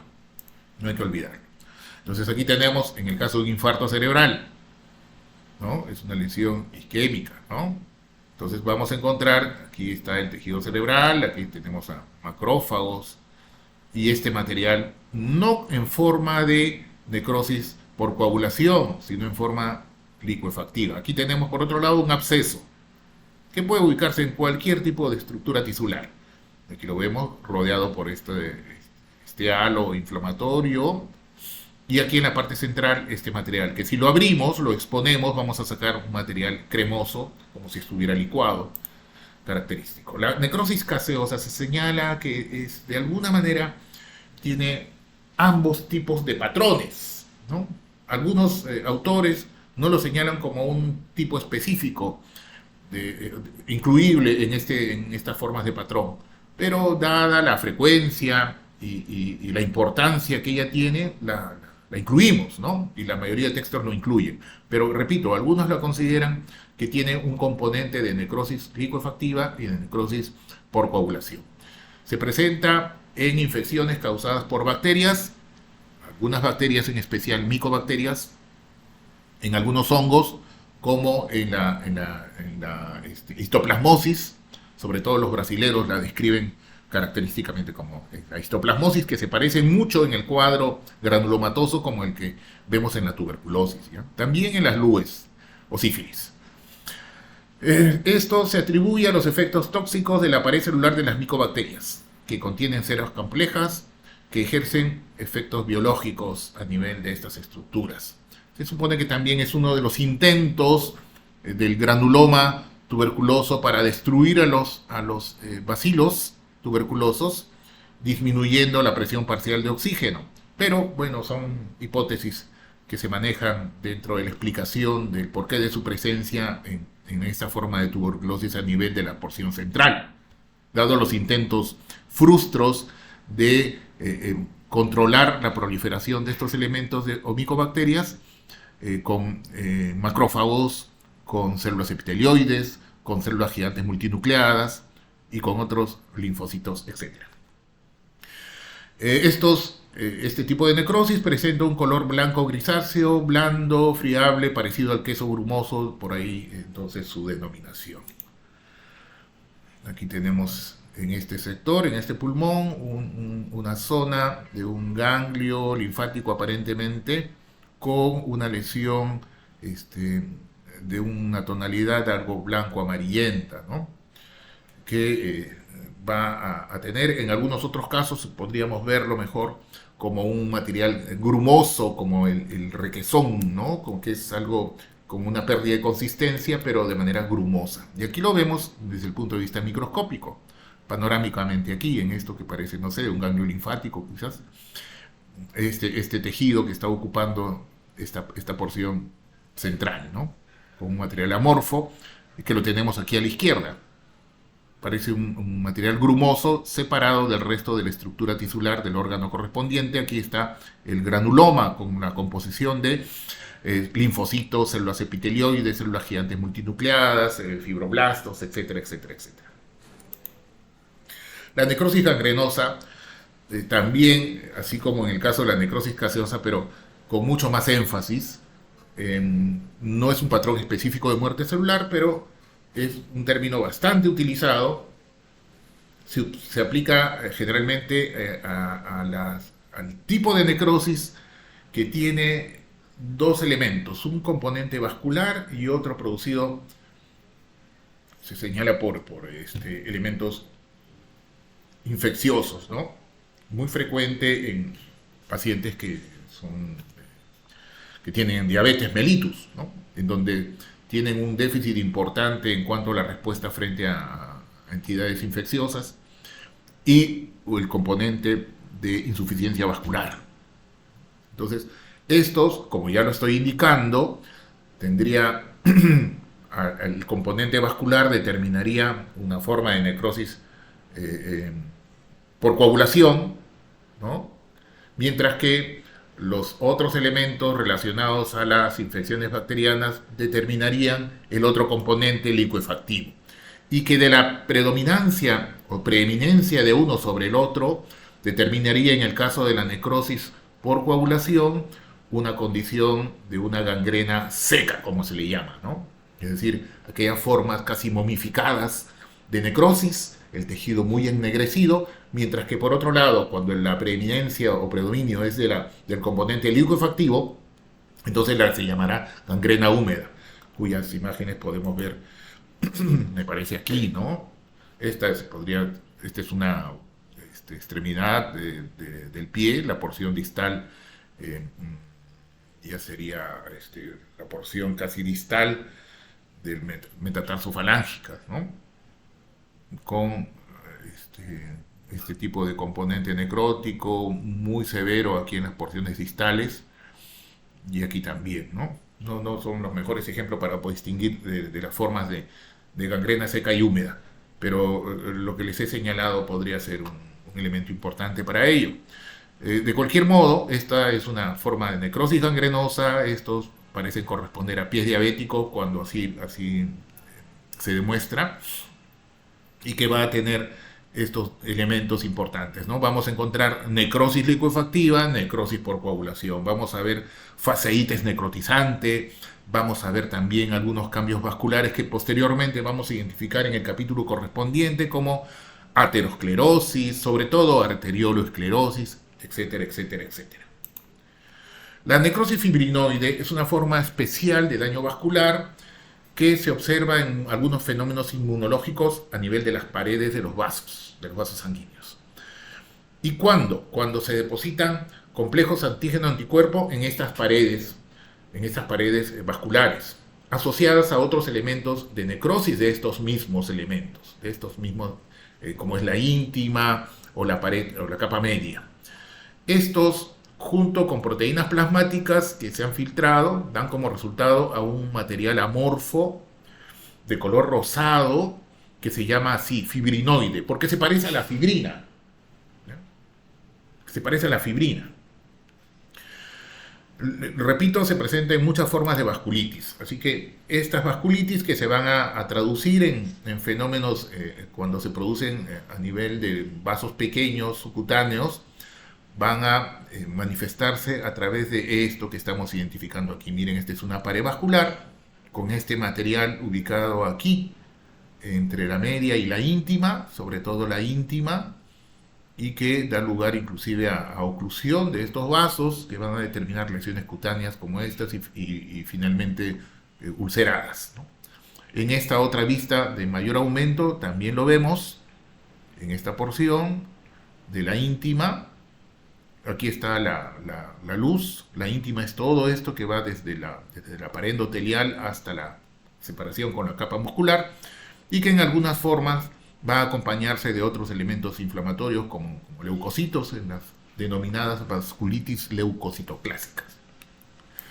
Bien, la otra forma es la necrosis grasa o necrosis enzimática. Esta necrosis grasa o enzimática se produce como resultado de liberación de lipasas pancreáticas en el tejido pancreático, el tejido peripancreático o la cavidad peritoneal. Estas salen de las células acinares pancreáticas, son activadas, ¿no? Son activadas estos elementos y van a determinar acción sobre el tejido adiposo que rodea a través de las lipasas, repito, o como acción también sobre las mismas estructuras celulares pancreáticas. Cuando esto actúa sobre ácidos grasos que se combinan con calcio, por quienes tienen una muy alta afinidad, se van a producir unas estructuras de color blanquecino, que se llama esto saponificación grasa, y que se ven en algunos casos en algunas estructuras. Las áreas de tejido adiposo necrótico, sobre todo, van a perderse su silueta, sus contornos, ¿no? Lo vemos siempre al tejido adiposo como estructuras vacuas, como si fuera una red, ¿ya? Pero como que esta red pierde su definición, ¿ya? Se habla también, en el caso de lesiones traumáticas a nivel de mama y otras estructuras adiposas, de una necrosis grasa, ¿ya? Pero que tiene alguna otra génesis diferente de la que hemos mencionado, muy característica de la pancreatitis aguda. También se describe en algunas formas de micosis, como la cigomicosis, producidas estas por los mucorales, Rhizopus, Fusarium, etcétera, que van a también dar lugar a una forma característica de necrosis del tejido adiposo invadido por estos hongos filamentosos que tienen tropismo vascular, y también van a presentar una forma de necrosis similar. Aquí vemos, esta es una pancreatitis aguda, aquí vemos esto es el tejido adiposo, miren cómo ha perdido su integridad. Esta, vamos a decir así, que es una de las que mejor se conservan, pero estas otras ya no. El contenido, este contenido de la célula adiposa ha sido disuelto por los solventes utilizados en la técnica de preparación de la lámina, mientras que estos ya han sufrido transformación, y por eso lo vemos ahí como unas manchas irregulares y oscuras, determinando esta característica forma de necrosis enzimática o necrosis grasa. Aquí lo mismo, ¿no? Lo observamos, necrosis grasa o necrosis enzimática.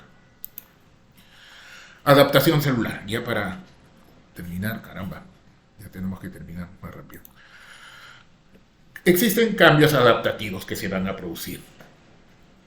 Algunos de ellos pueden ir juntos, los cambios adaptativos que hemos mencionado al inicio de nuestra reunión.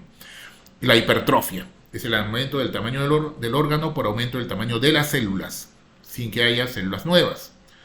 Se produce en órganos que tienen capacidad limitada para dividirse me refiero a las células, no al órgano. Células que tienen una muy limitada capacidad para la división celular, tales como el corazón y el músculo esquelético o el músculo estriado. Entonces ellos, como no pueden dividirse, como no pueden aumentar el número, lo que pueden hacer es aumentar el tamaño. Formas: fisiológica. En el embarazo se produce hipertrofia, hiperplasia, sí, de las glándulas, de los lobulillos glandulares en mama, del tejido, hipertrofia del músculo, etcétera, ¿no? Aunque estas pueden producirse también de manera simultánea con las formas patológicas, las cuales implican hipertrofia cardíaca por hipertensión, enfermedad valvular aórtica. Esta puede producir y progresar determinando una injuria celular funcional significativa, como las que se presentan en algunas formas de hipertrofias o cardiomiopatías, ¿no? Con cambios de las miofibrillas y provocando insuficiencia cardíaca. Aquí tenemos una hipertrofia muy marcada.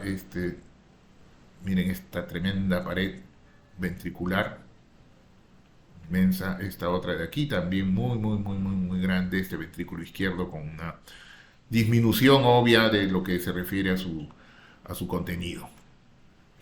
En cuanto a la hipertrofia, hay un desorden en cuanto a la disposición de las células miocárdicas en este caso, y también anomalías en cuanto a la disposición nuclear, ¿no? Núcleos muy grandes, hipercromáticos, etc.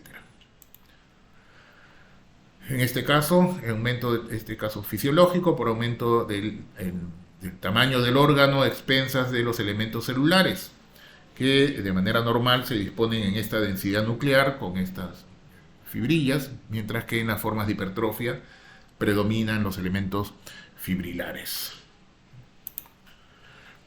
Otras formas son la hiperplasia, que puede, repito, a diferencia del caso de la hipertrofia, en esta ya no hay la limitación de la capacidad de división celular de estas células. Aquí se produce un aumento en el número de las células, aunque también podría acompañarse simultáneamente de hipertrofia, o sea, aumento en el número y aumento en el tamaño. Fisiológica, útero grávido, mama lactante. Nuevamente, ¿ven? ¿Se dan cuenta? Hiperplasia compensadora del hígado cuando se excipa parte del parénquima hepático. Efectivamente, esta hiperplasia que corrobora un poco el mito de Prometeo, ¿no? que veía recuperar su tejido hepático por hiperplasia, ¿no? El hígado es un órgano que tiene una capacidad de división celular muy particular, aunque tiene límites, ¿no? Por ello es que en el caso de la cirrosis hepática hay división, hay hiperplasia, pero también hay un límite por el cual se va a producir fibrosis y cicatrización.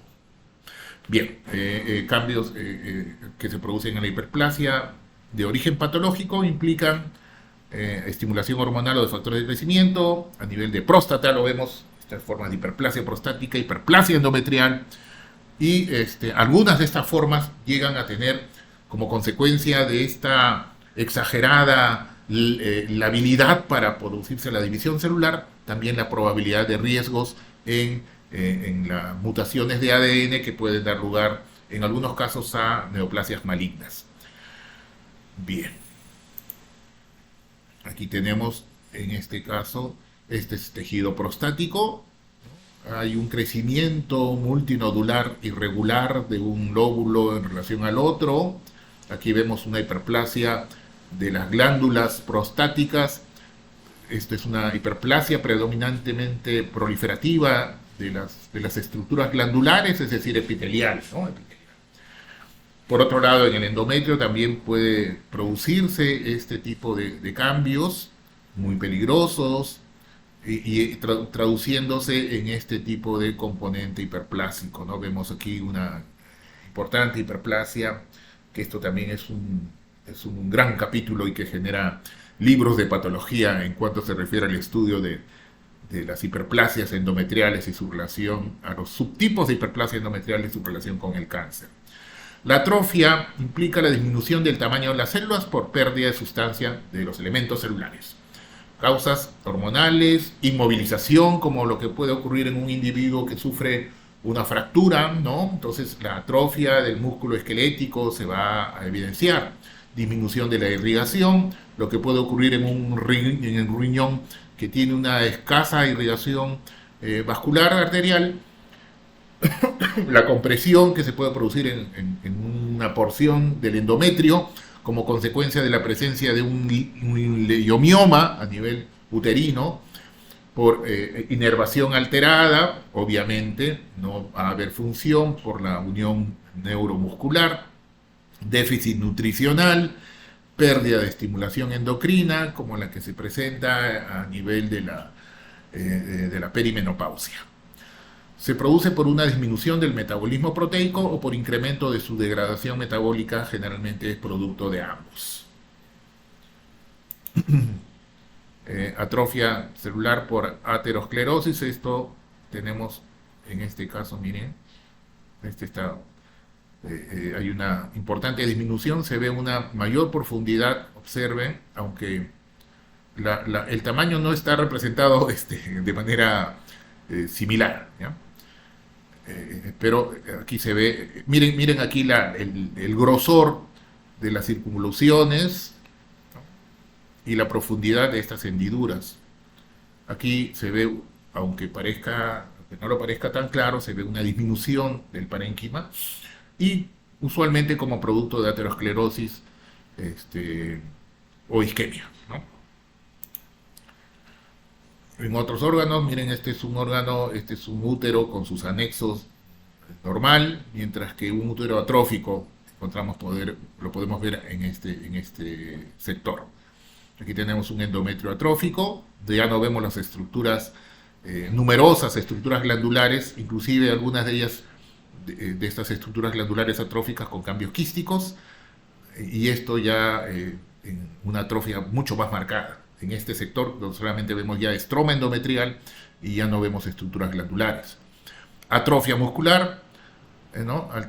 Producidas como las que habíamos señalado por alteración en inervación. Entonces, al no haber ello o por otro problema de naturaleza estructural, no se utiliza el órgano convenientemente y se va a producir una disminución. Esto es, vamos a decir, un tamaño más o menos normal de lo que se considera las fibras musculares, mientras que en este caso hay atrofia muy severa.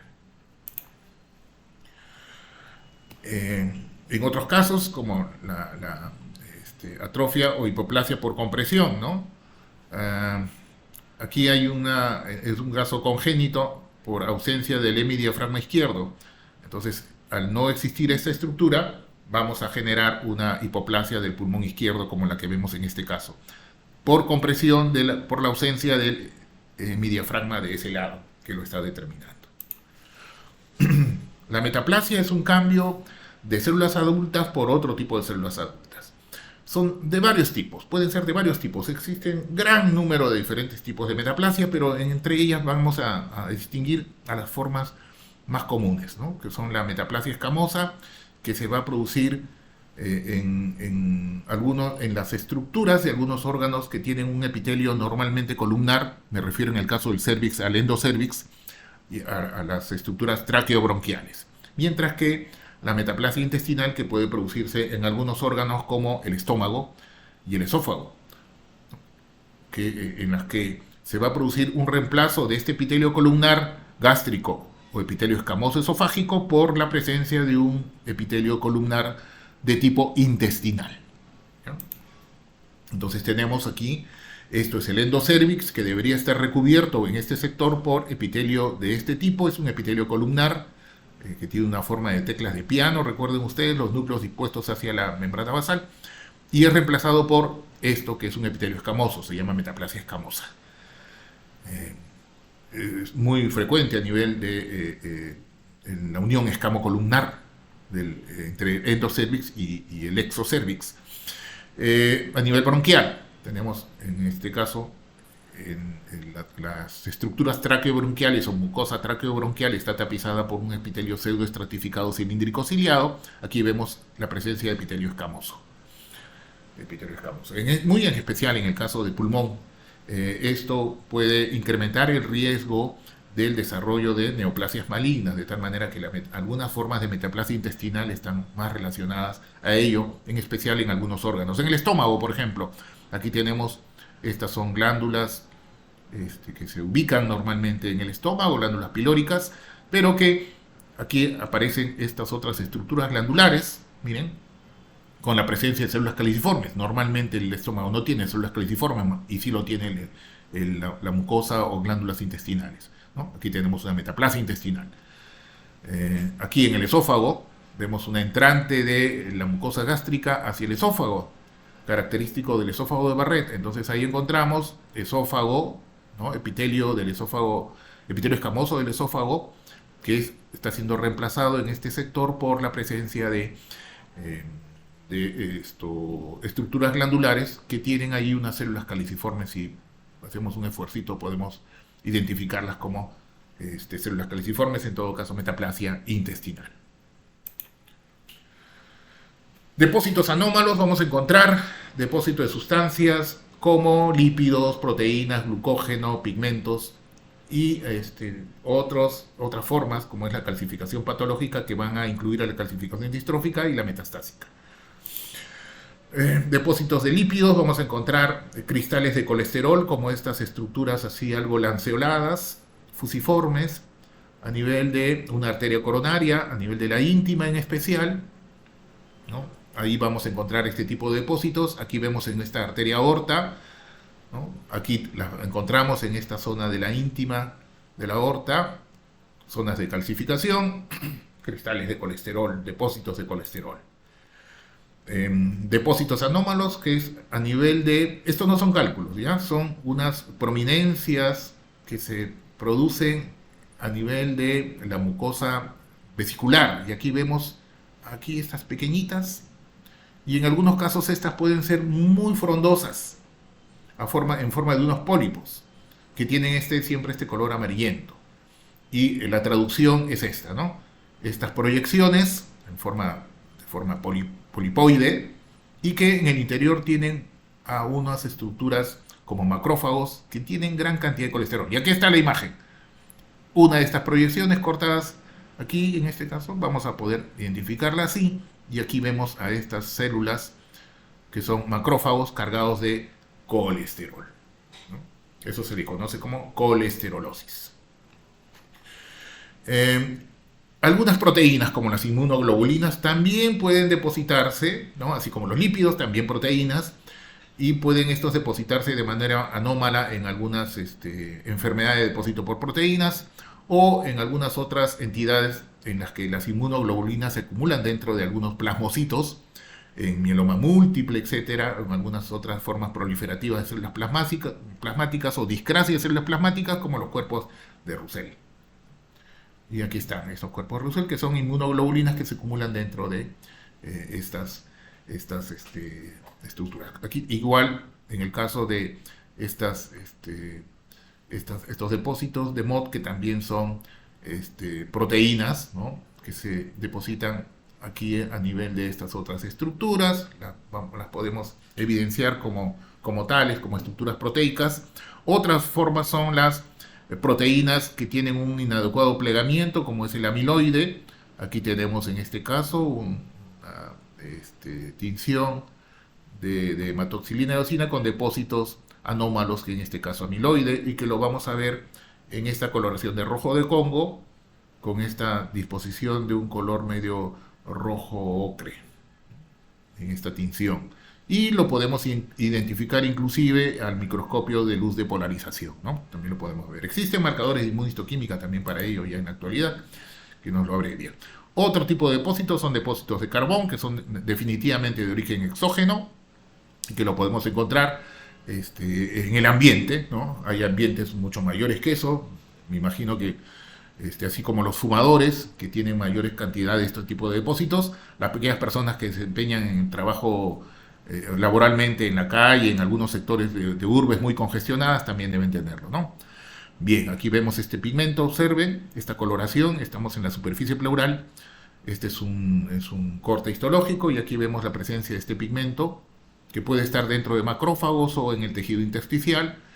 Y existen algunas otras formas de depósitos anómalos, especialmente hace años, en donde se trabajaba de manera muy descontrolada, aunque no, creo que también en la minería ilegal así lo permite, que no hayan suficientes mecanismos de control y de protección para los mineros, y que desarrollan estas formas sobre todo en minas de carbón, de neumoconiosis, que es la neumoconiosis de los mineros de carbón, ¿no?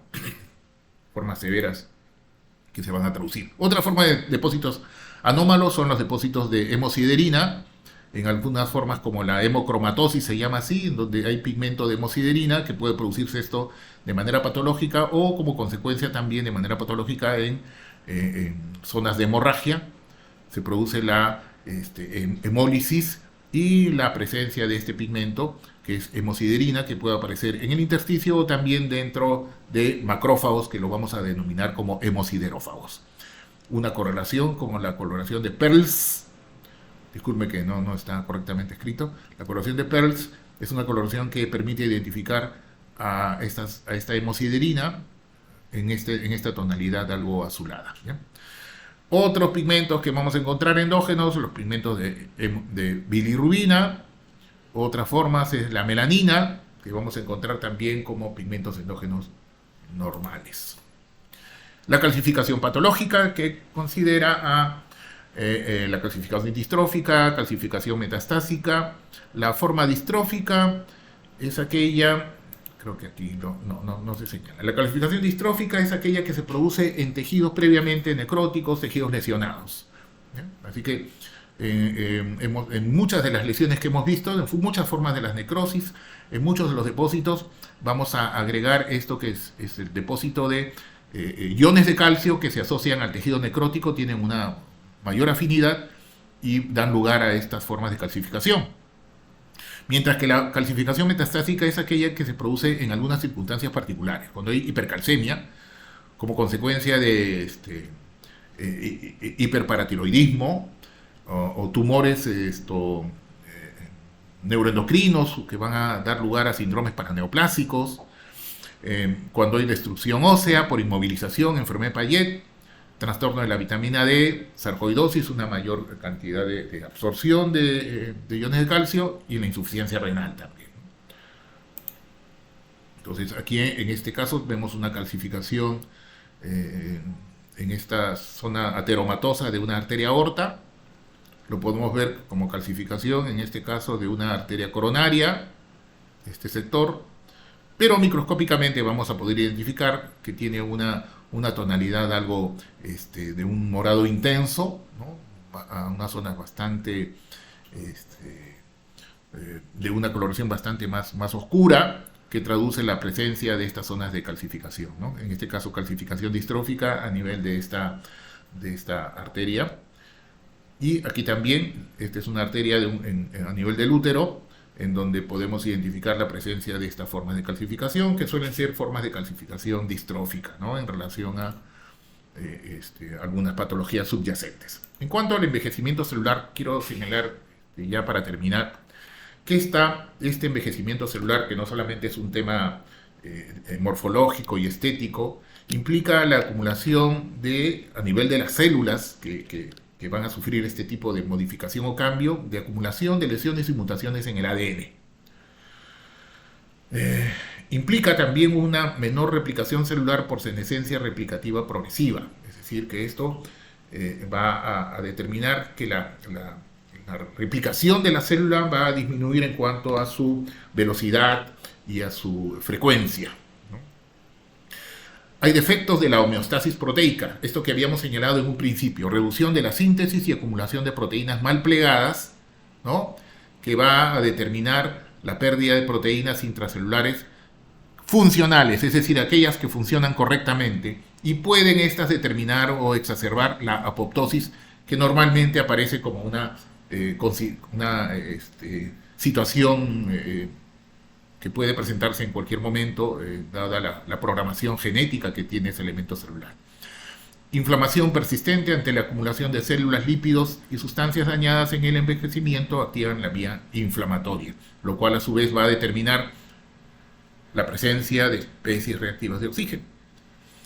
El envejecimiento se exacerba ante enfermedades crónicas y el estrés, los cuales determinan también ello, mientras que por otro lado y de manera paradójica, bueno, no paradójico en el caso del ejercicio, pero sí en el caso de la restricción calórica, que retrasa el envejecimiento celular, la restricción calórica.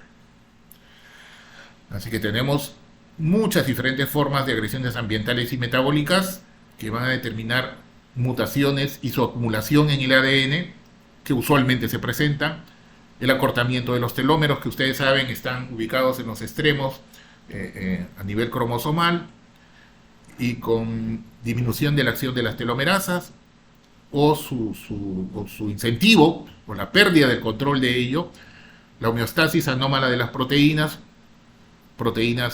dañadas o mal plegadas, y la restricción calórica por otro caso, ¿no? Mire, todo este conjunto de elementos van a reducir las funciones y pérdida de las células, reducción de la función y pérdida de células, terminando esta condición que es el envejecimiento celular. Por otro lado, decíamos que la restricción calórica va a disminuir algunas señales de factores de crecimiento que van a finalmente determinar alteraciones que van a contrarrestar el envejecimiento a expensas de una mejora en la reparación de las alteraciones que se producen en el ADN y mejorando la maquinaria de homeostasis de las proteínas. Este es el fenómeno que se produce, decíamos, de una menor capacidad para dividirse ante lesiones de los telómeros por acortamiento, ¿no? Involucrados los telómeros y las telomerasas.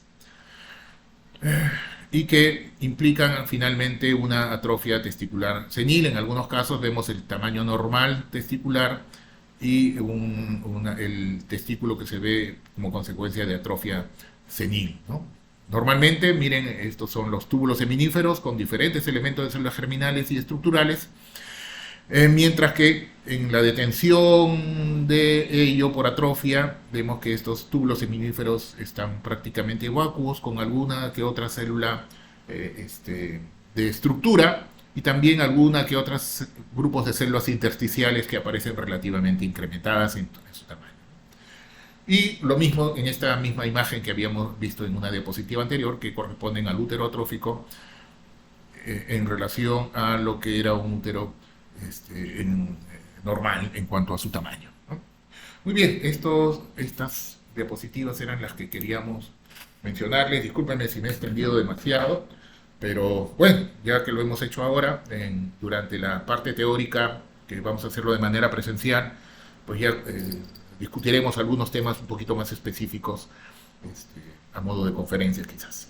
Muy bien, gracias por su atención y bueno, a revisar sus apuntes y la literatura que hemos mencionado en algún momento.